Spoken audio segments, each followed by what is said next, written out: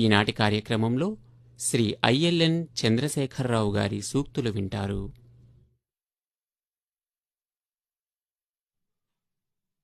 విద్య అంటే తెలుసుకోదగినది అని అర్థం. భారతీయ వాంగ్మయంలో మొదటిసారిగా ఉపనిషత్తులు విద్యను గురించి చెప్పాయి. ఈ ఉపనిషత్తులలో 34 రకాల విద్యలను గురించిన చర్చ ఉంది. ఈ లోకంలో విద్యకు సమానమైనది మరొకటి లేదు. విద్య వల్ల జ్ఞానం లభిస్తుంది. మనిషి సన్మార్గంలో నడిచేందుకు విద్య, దాని ద్వారా లభించే జ్ఞానం రెండూ అవసరం. విద్య వల్ల వ్యక్తి చరిత్ర నిర్మాణమవుతుంది, జ్ఞానం వల్ల శీలం నిర్మాణమవుతుంది. అంతేకాకుండా విద్య వల్ల జ్ఞానం, జ్ఞానం వల్ల వివేకం కలుగుతుంది. వివేకం వల్ల సత్య అసత్యాల విచక్షణ కలుగుతుంది. ఆ విచక్షణ మనిషిని సన్మార్గంలో నడిపిస్తుంది. దీనిని బట్టి మనిషిలోని అజ్ఞానం, అంధకారం తొలగిపోవాలంటే విద్య ప్రధానమైనది అనే అంశం స్పష్టమవుతుంది. ప్రాచీన కాలం నుంచి విద్యకు ప్రాధాన్యమిచ్చిన గురుపీఠంగా మన దేశం ప్రసిద్ధి చెందింది.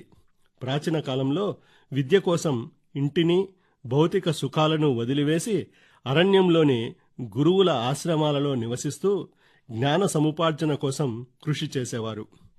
వారు విద్య గొప్పదనాన్ని గుర్తించి విద్యయా అమృతమశ్నుతే అని పేర్కొన్నారు. అంటే విద్య ద్వారా అమృతం లభిస్తుందని బోధించారు. అంతేకాకుండా గురుకుల వాసంలో విద్యాభ్యాసాన్ని పూర్తి చేసుకుని వివాహం చేసుకుని గృహస్థాశ్రమంలోకి ప్రవేశించే బ్రహ్మచారికి గురువులు స్వాధ్యాయన్న ప్రమదితవ్యం అని బోధించేవారు. అంటే జీవితంలో నిరంతరం అధ్యయనం చెయ్యి, అధ్యయనం పట్ల ఏమరుపాటు వద్దు అని అర్థం. దీనిని బట్టి విద్య, అధ్యయనం అనేవి జ్ఞాన సముపార్జనలో ప్రధానం అనే అంశం స్పష్టమవుతుంది. అయితే ప్రస్తుత సమాజంలో ఈ పరిస్థితి పూర్తిగా మార్పు వచ్చింది. విద్య జ్ఞానం కోసమే అనే భావన పూర్తిగా మరుగున పడింది. విద్య ఎందుకు అంటే ధనం సంపాదించేందుకే అనే అభిప్రాయం బలంగా ఏర్పడింది. పిల్లలకు చిన్నతనంలోనే బాగా చదువుకుంటే మంచి ఉద్యోగం వస్తుంది, బాగా డబ్బు సంపాదించవచ్చు అనే అభిప్రాయాన్ని మెదడులో నింపడం జరుగుతోంది. తల్లిదండ్రులు కూడా తమ పిల్లలను డబ్బులు సంపాదించే యంత్రాలుగా తయారు చేయడానికే ప్రయత్నిస్తున్నారు.